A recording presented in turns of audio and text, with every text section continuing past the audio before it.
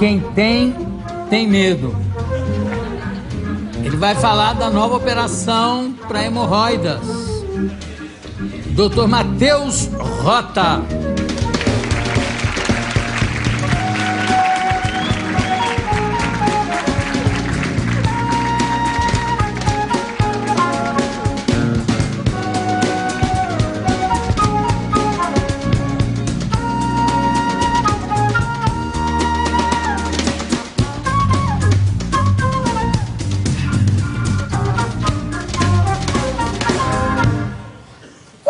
Percentualmente,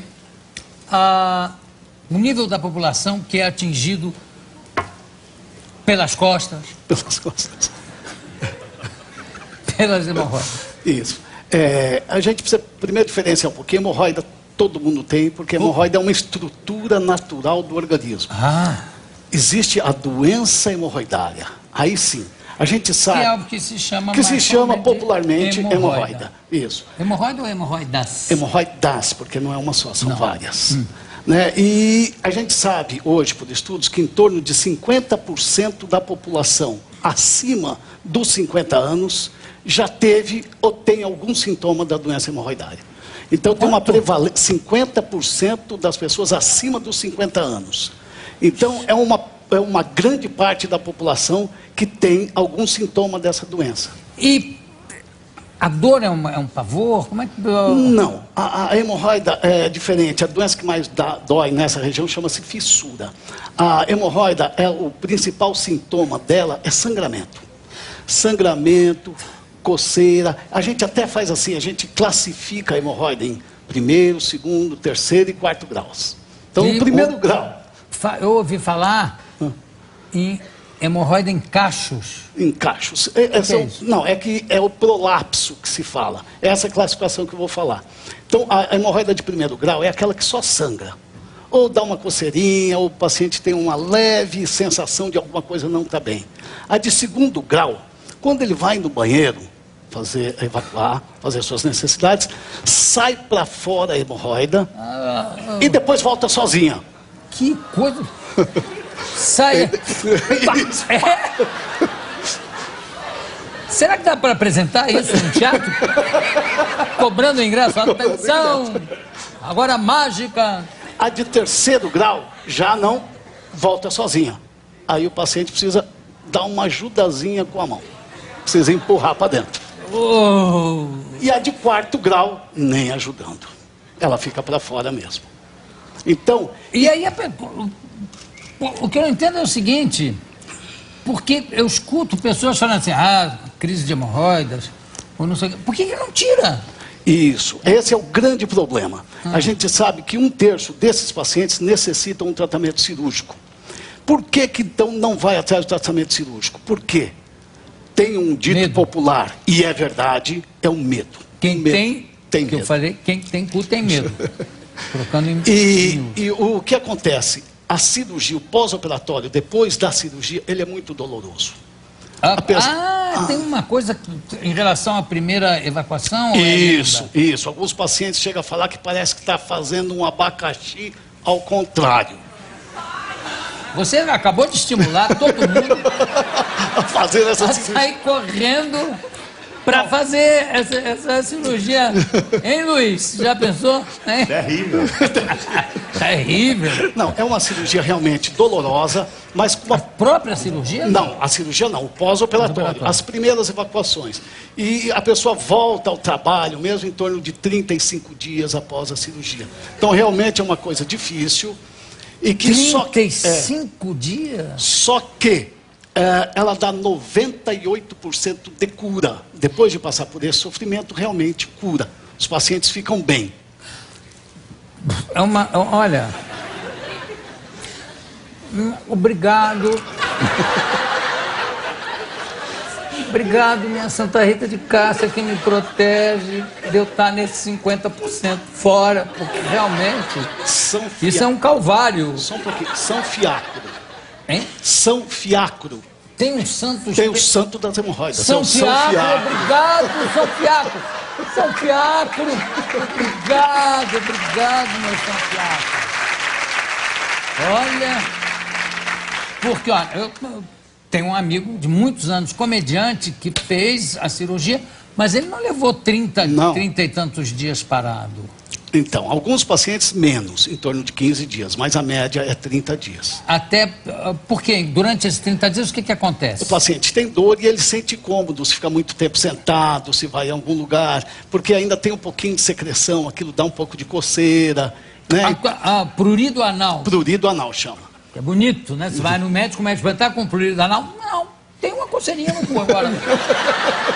Prurido anal nunca tinha. Agora, doutor... Isso. Você veio aqui para falar de uma nova cirurgia. Isso. É a laser? Ou é, como é que é? Não. O que acontece é assim, sempre, desde até 1990, não se conseguia mudar a cirurgia, a não ser essa tradicional, que ela começou a ser feita em 1950. Na década, foram 40 anos só utilizando essa cirurgia. As anteriores eram piores.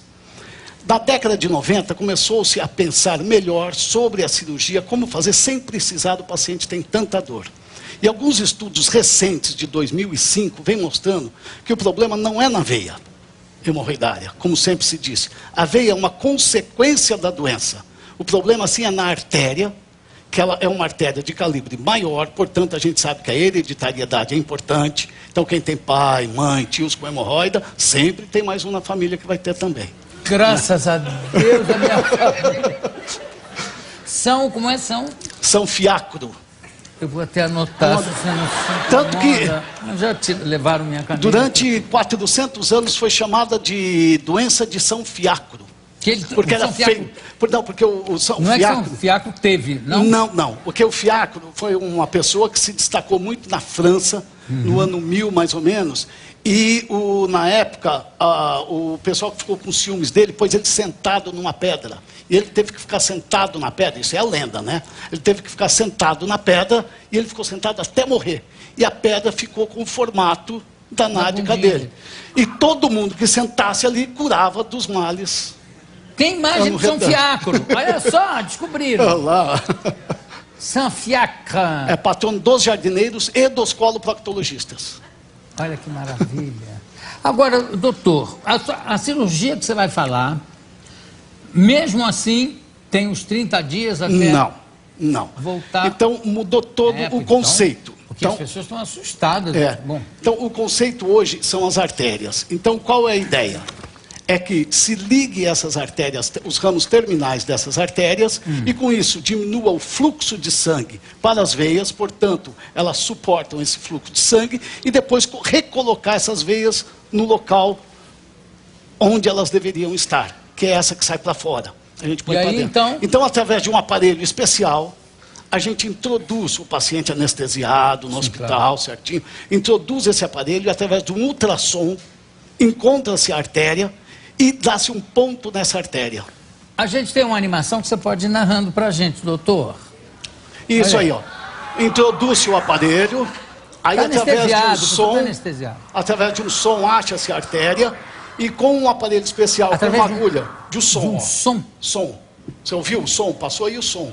Aí você volta um pouquinho que eu quero ouvir o som. Eu pensei que era o tomate que estava fazendo o som. Não, porque seria ótimo, o tomate sempre contribui. Vamos lá. Vamos para o começo. Esse é o som da artéria, do sangue passando na artéria. E aí, fazendo a detecção da artéria, a gente, através do porta-agulha, num aparelho especial, faz a ligadura dessa artéria, e, portanto, nós vamos diminuir o fluxo sanguíneo para os vasos hemorroidários, quer dizer, para a hemorroida. E como essa hemorroida está saindo para fora, ela prolapsa, porque normalmente quem precisa de cirurgia já está no 2º grau para frente, aí a gente faz um lifting, na verdade. Aí é o nó para parar o sangue da artéria, diminuir o fluxo. Aí a gente faz um lifting, aí, ó, que vai dando esses pontos na gordura da mucosa, junto com a mucosa, e com isso a gente vai levar todos esses vasos hemorroidários para a posição normal que ele tinha antes de aparecer a doença. Agora tira-se o aparelho. E aí agora, através desse ponto, leva-se para cima, e você olhar um lado e o outro, compare um lado com o outro. Você levou ela para a posição natural. Portanto, olha lá, e checa se ligou mesmo certinho ou não. Isso e com é isso... simplesmente genial. Genial. Isso é genial. É fantástico.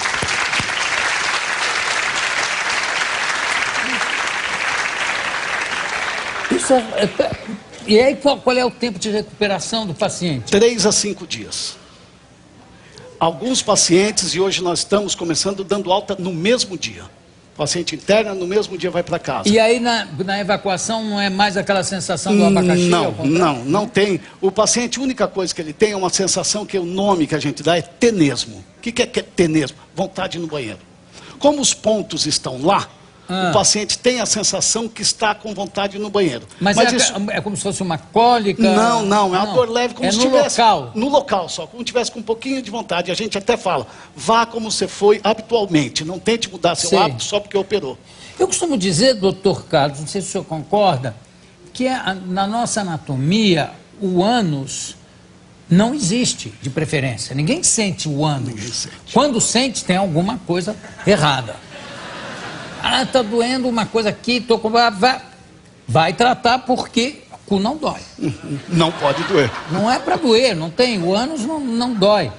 Então, me espanta o número de pessoas, de homens e mulheres que têm hemorroides. Eu tô vendo, agora eu entendo, depois que você contou, por que o sujeito reluta tanto, né? Porque o cara que fez gosta de fazer a propaganda. Você não faz ideia. É uma coisa horrorosa. Primeira vez que eu fui evacuar, eu desmaiei e tal. Aí o cara guarda o deles. Não, no meu ninguém mexe. Exatamente. Né? Deixa a hemorroidinha quietinha aqui. Vou fazer uma pergunta. Pelo amor de Deus, não vejam na pergunta nada de malicioso. É porque estou aqui com um médico, um cientista. Nada de malicioso, nem... Não estou brincando com o assunto. É o seguinte, os homossexuais são mais ou menos adeptos a terem uma hemorroide ou uma coisa não tem nada a ver com a outra? Nada a ver com a outra. Não tem. O que tem é assim, porque eu brinco até, hemorroida não é para quem quer, para quem pode. Por quê? Porque tem o fator hereditário. Você tem que ter alguma predisposição a ter. Aí você tendo essa predisposição, aí sim...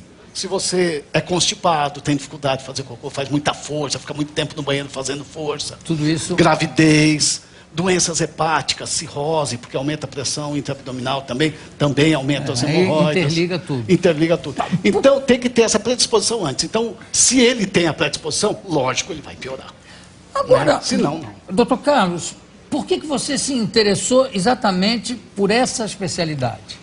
Olha, é interessante, é muito interessante, porque quando eu me formei, eu não pensava em fazer proctologia. A minha intenção era fazer cirurgia geral. Só que durante a residência, eu operava muito com um proctologista.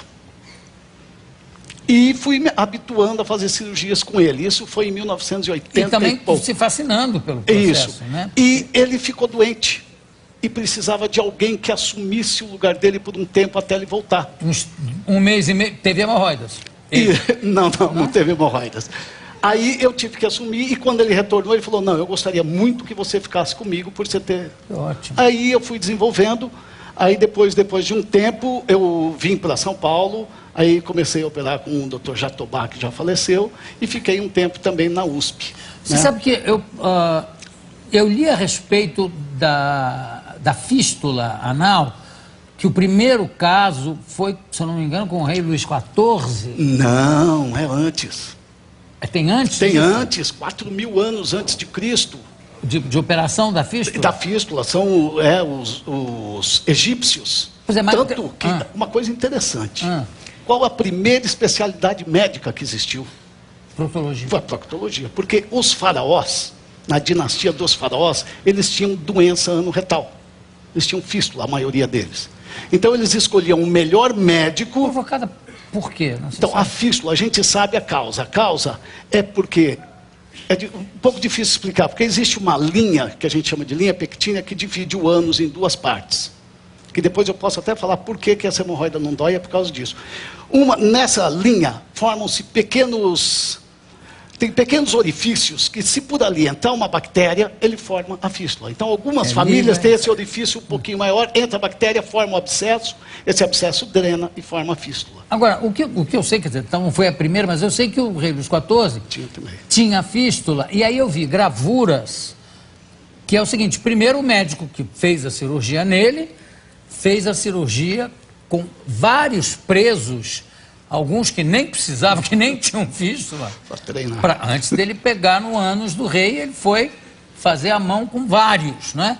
E tinha uma coisa que me impressionou demais, que era o seguinte: ficavam dois sujeitos segurando o coitado de cabeça para baixo, abrindo as pernas, e o cirurgião ali mexendo. Você deve ter visto essas gravuras dessas. Já vi, né? Gravuras dessas. E o rei ficou tão grato, e deu certo, a cirurgia deu certo, total.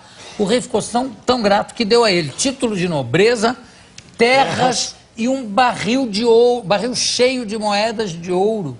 Quer dizer, imagina o que essa fístula deve incomodar. Incomoda muito. A fístula, inclusive, a gente sabe que a fístula deve ser operada porque pode se assentar um câncer ali. Então, todo paciente com fístula deve ser operado. Infecção, né? Também. Isso, infecções repetitivas. Mas a cirurgia da fístula, ela não mudou muito. Hoje em dia também que ela vem se criando alguma coisa em cima da fístula também. Para quem não sabe, a fístula pode se transformar num segundo pequeno ânus, não é isso? Pode até, mas aí é muito raro, já seria uma fístula muito grande. Não, tudo bem, eu estou dizendo o princípio da coisa. O princípio sim, né? Porque sai por ali, chega a sair fezes e gases por ali. Mas o que eu estava falando da especialidade, da primeira especialidade, é porque aí o faraó... do faraó. O faraó, ele escolhia entre os médicos o melhor médico e nomeava ele o guardião do ânus do faraó. É a primeira especialidade médica. Maravilha. E as cirurgias já tinham bom resultado? Já tinham bom resultado na época. Já tinham bom resultado. O que nós não tínhamos sempre bom resultado foi a hemorroida.